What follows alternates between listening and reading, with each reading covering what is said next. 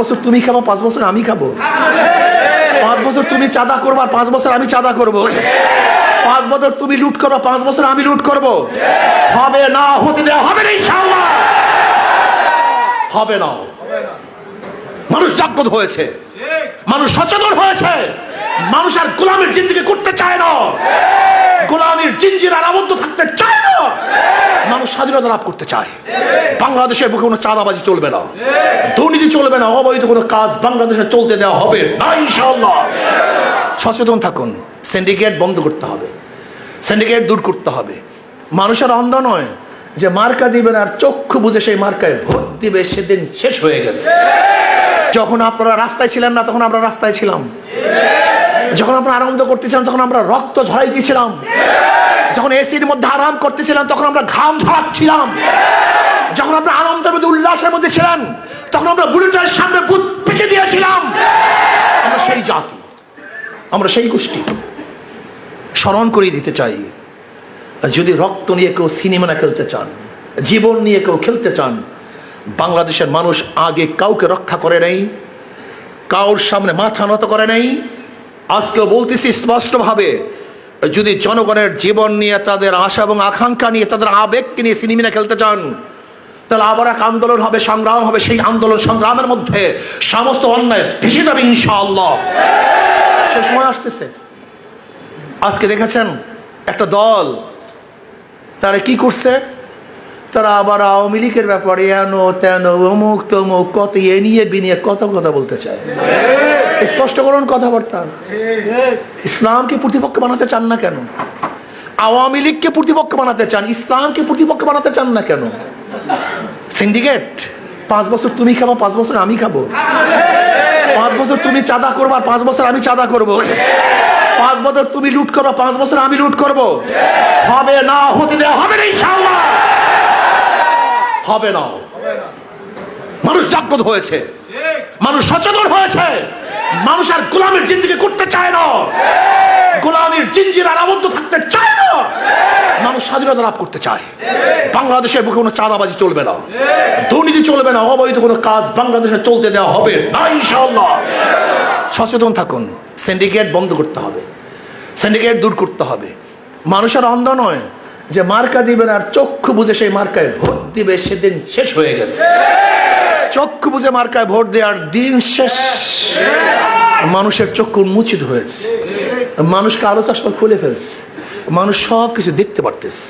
আমি বিশ্বাস করি ওরা ইসলামকে প্রতিপক্ষ বানায় না কেন? ওরা জানে যে একবার ইসলাম ক্ষমতায় আসে, ওই যে না বলছিল আপনাদের শুনুন যে কালো বিলাই, মনে আছে তো, থলের থেকে কালো বিড়াই বেল হয়ে যাবে।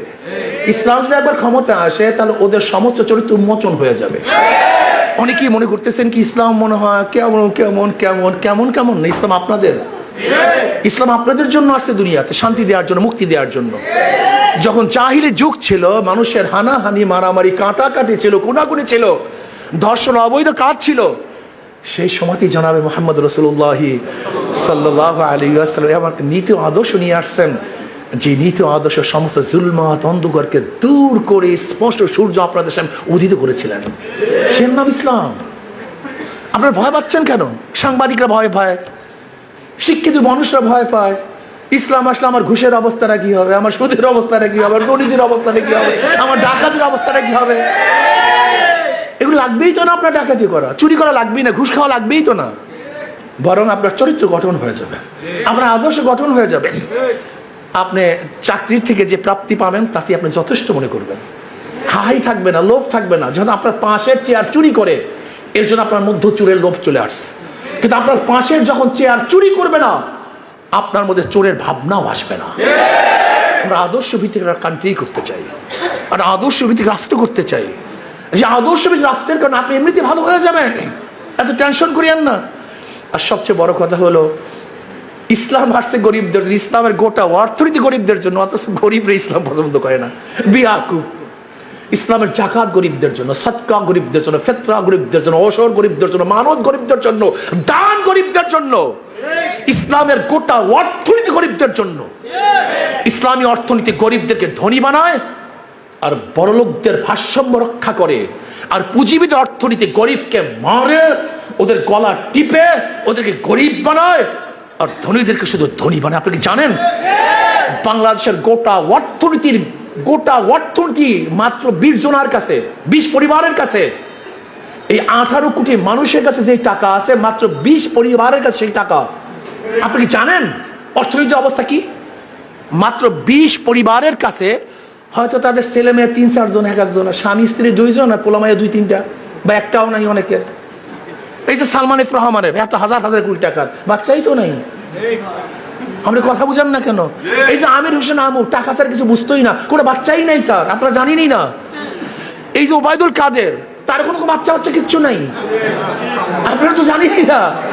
এরা শুধু টাকা খাবে, কিন্তু কে খাবে তাও জানে না, এত লোভী হয়ে গেছে এরা।